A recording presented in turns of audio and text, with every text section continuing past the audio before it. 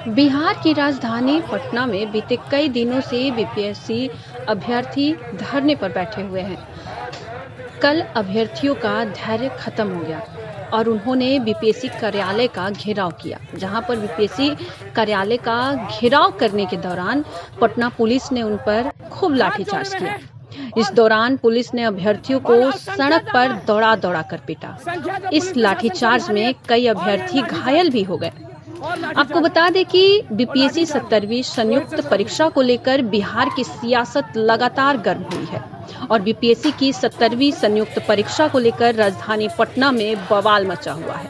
कथित तौर पर परीक्षा लीक और हंगामे के बाद परीक्षा को रद्द कर दिया गया था, जिसके बाद बीपीएससी ने 4 जनवरी 2025 को फिर से परीक्षा कराने का निर्णय लिया है। वहीं कुछ अभ्यर्थी परीक्षा रद्द करवाने की भी मांग पर अड़े हुए हैं।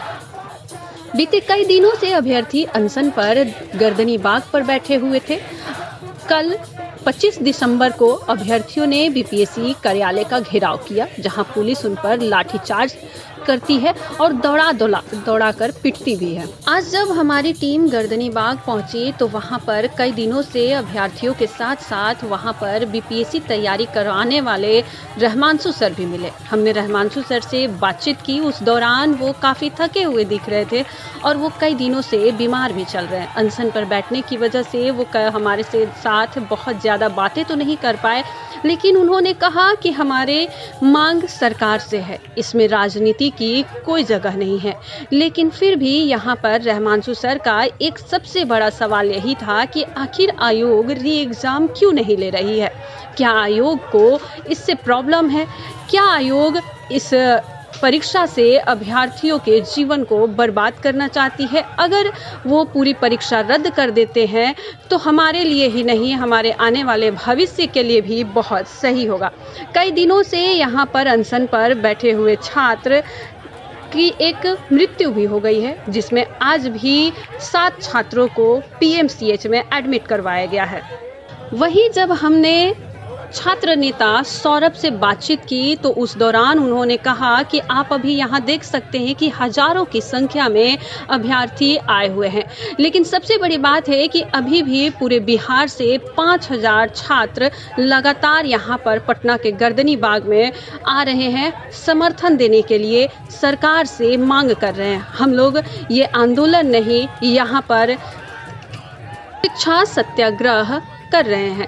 शांतिपूर्वक यहाँ पर हम लोग बैठकर अपनी मांग ले रहे हैं, लेकिन फिर भी सरकार हमारी बात सुनने को बिल्कुल भी तैयार नहीं है। यहाँ तक कि एक छात्र ने बीपीएससी का था तो वो उसने सुसाइड कर लिया, लेकिन इसे भी आयोग स्वीकार नहीं कर रही है और लगातार इस बात को दबाने की कोशिश की जा रही है। उस छात्र का नाम सोनू कुमार है और उसके पिता और भाई काफ़ी रो कर मीडिया में अपनी बात रखे हैं। ये कहना है छात्र नेता सौरभ को। तो सौरभ ये भी कहते हैं कि यहाँ पर हम लोग री एग्ज़ाम करवाने के मांग को लेकर लगातार ये सत्याग्रह चालू रहेगी और ये वही धरती है जहाँ से सत्याग्रह शुरू हुई थी और फिर से एक बार शिक्षा सत्याग्रह हो रही है। लेकिन जितनी भी हजारों की संख्या में छात्र आए हुए हैं वो कहीं ना कहीं इस बार सरकार को नीचे कर ही देंगे। जैसा कि आप इन विजुअल में देख रहे हैं कि किस तरीके से छात्र लगातार ये कह रहे हैं। जैसा कि आप इन छात्रों के हाथों में कई सारे पोस्टर देख सकते हैं और उसमें कई सारे पोस्टरों में लिखा हुआ है कि सोनू हम शर्मिंदा है, बीपीएससी तेरी कड़ी निंदा है।